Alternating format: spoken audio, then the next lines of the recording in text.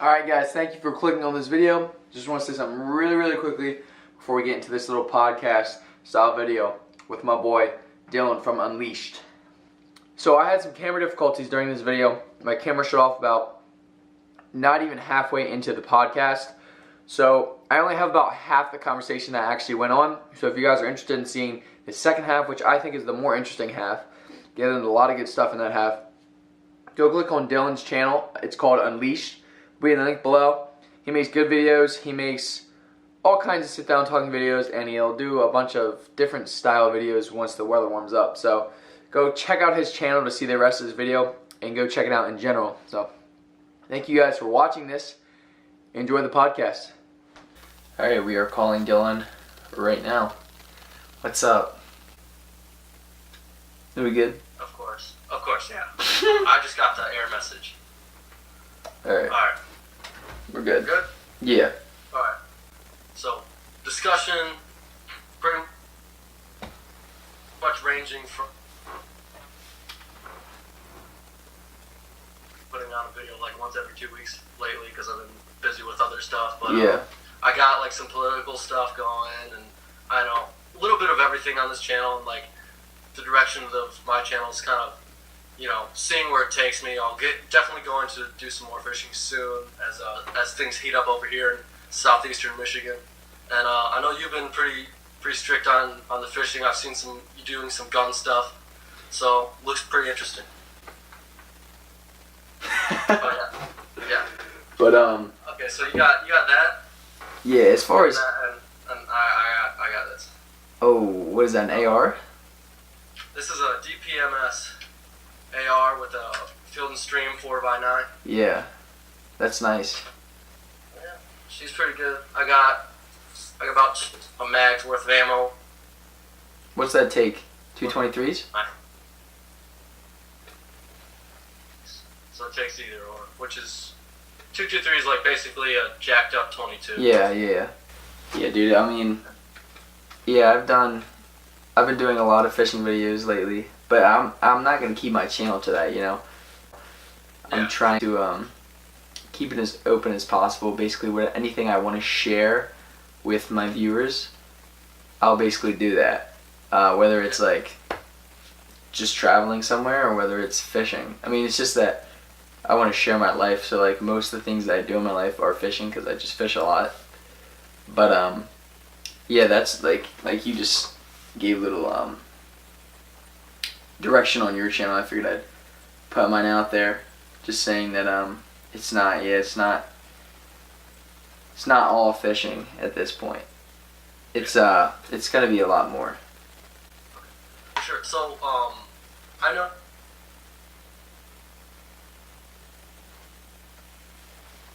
that you started yours fairly recently as well, and what got me thinking about it and got me into it is first and foremost, like being a YouTube addict. Like I actually went to the University of Northern Michigan for a year, and half the time, instead of partying, instead of going out, which I should have done more. But, I was on YouTube. Anytime I wasn't studying, I was on YouTube. I was watching guys, and it was just like, wow, this is a life that is crazy, and I just want to be. It'd be so awesome to be a part of that, and just to leave, like, you're kind of leaving legacy. You're putting your thoughts out there, and that's something that's never gonna go away. So that was pretty interesting, and so I always thought about it, always played with it, and then I finally just recently, you know, took the steps to do it because, you know, I saw, you know, you see the lifestyle they're living, and it looks awesome. So I was interested in what kind of stuff got you into thinking about starting a channel, and you know, what motivated you to go out.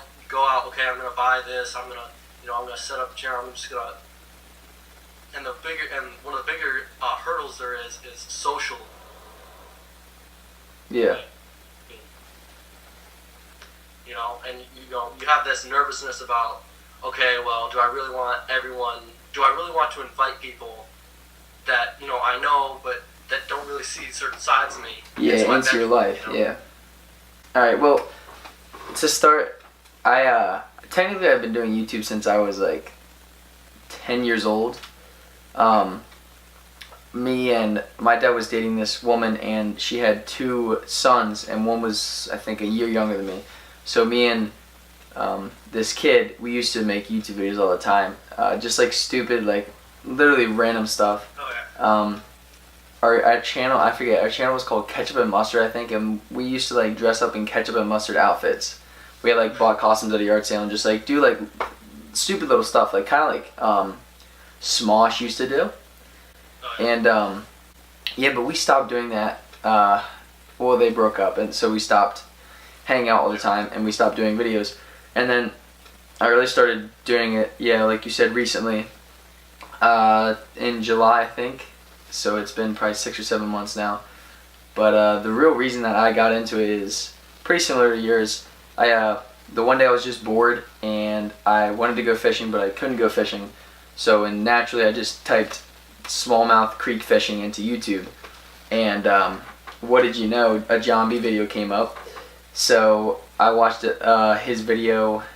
I don't know what the title is, but it's a video of him smallmouth fishing in a creek with Peric, and I was like, wow, like this is a thing. I didn't realize that. I think that's the first time I realized that YouTube was more of a community than per se like a social media platform. I realized that like people make a living off this, and like there's actually like a lot of interactions and a lot of time going into it. So from that point forward, I kind of just started watching at first John B's videos like pretty religiously, and then I realized that there was like a bigger community, a bigger industry in terms of fishing than what I had originally thought. So I just basically decided like, hey, I used to make YouTube videos. I have some experience editing videos. Like I might as well just give it a shot. So it's actually funny. Yeah, the social aspect is a very interesting part of it, because I mean, you're right. You are putting yourself out there.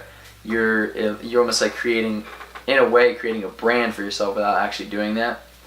So I mean, you kind of have to be careful what you say, and of course, like you can edit out a lot of stuff, but there's certain things that shine through, like certain characteristics.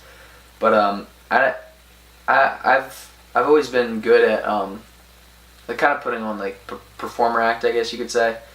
So I don't ever really have an issue with sharing myself. I don't know what your experiences with that are, but oh yeah, it's interesting because in terms of like blogging and like actually like being out in public talking to a camera, it's hilarious, like the looks you'll get. Like people will like be like, yo, I don't know what this kid is doing, but this is really weird that he's like videotaping himself. And like, it's more of like a who does this guy think he is kind of thing. Yeah. And like, I remember I walked into like a convenience store or something, and I was like so nervous, like, okay, I don't want to. And it was Bass Pro Shop we did it one time too, because my first couple, actually I don't think they're even videos yet. My cousin Jack, he's actually in like, if you see my intros, and we're on a boat and he's holding the camera. He got a GoPro for his birthday, and his birthday or Christmas or something. He actually bought it himself or something. And he got a GoPro, and then a few weeks after that, oh jeez. So yeah, I was like we'd go around and we'd just have those GoPros, and we were like just a couple of goons walking around, and like I was so nervous like walking in those places that someone's just gonna like look at us, or like someone in the store is like, hey, you can't have that in here. Yeah. Like, but then like after about 10 minutes you get over it. It's like, this will be cool to watch. So yeah, and it eventually just comes to a point where you have to like kind of put yourself outside of your own shoes, like just kind of have no shame, like I don't really care what people think, because in the end, like that makes like you can see it on video when you're nervous and you're like kind of like timid about it, like you can tell when you're watching. Like so yeah, so when you're like actually just committed to it, it makes a world of difference, like in terms of like actually like when you go back and you're making your video, it looks so much more natural. But that's the thing, it's like it's a barrier that you have to get over. I mean, I still, even when I go out recording now, it's still weird, because like people will just be like, they'll be like, I don't know, I think that they either think you're insane or famous, like one of the two. Yeah. They like the look they give you, like, is this guy, like, is he famous or is he insane? But then like the people who actually know about like YouTube and like how it's like a thing, like and like what it actually is, they're just like, oh, do you have a YouTube channel? They just ask you, and I'll be like, yeah. And okay, So next up is, so you do hunting, you do fishing. Yes. Do you wanna maybe tell us a hunting story, like one of your best hunting stories? All right, so I'll tell the story of when I was 12 years old and I shot my first deer. So it was muzzleloader season, and like I said, I was 12, so I was hunting junior muzzleloader, which in Pennsylvania, I don't know about Michigan, but in Pennsylvania it comes before archery season. So it's like you're the first hunters in the woods for that season. My family owns about 13 acres of land, which is, most of it's just fields. So we were just literally just laying down in the field. We have a little road that goes through the middle. We were laying right at the edge of the road in camo, and it was evening. And I think 2 deer walked out of the wood line first, and they were too small. They were babies. But then the third deer that came out was the mom, and she was a doe, obviously. And so we sat there and we watched them for a little bit and kind of just decided whether we wanted to shoot or not. And my stepdad didn't want to shoot, so he said, "Do you want to take this one for your first deer?" And I was like, "Sure." I mean, I wasn't trophy hunting at that point. I just wanted the deer. All right. So you got a doe you got a doe in the crosshairs at this point. Yes. All right. So I have a doe in the crosshairs, and I pull the trigger.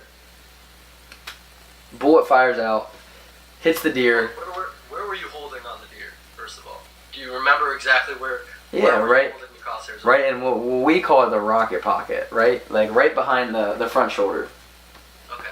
So like right, the bullet actually ended up hitting through the heart, which was good, which is what I was going for. So I was aiming on the heart, and I shot her, and the bullet went in, and I remember my stepdad saying, "Nice shot, you hit her," and I was like, "Yes," like I didn't miss. That was my biggest fear. I was gonna pull and I was gonna miss, but yeah, we went down to where I hit her, and there was absolutely no blood anywhere. So obviously, like 12 years old, I'm thinking, God, like I'm a failure. I missed. Like why? I shouldn't be hunting.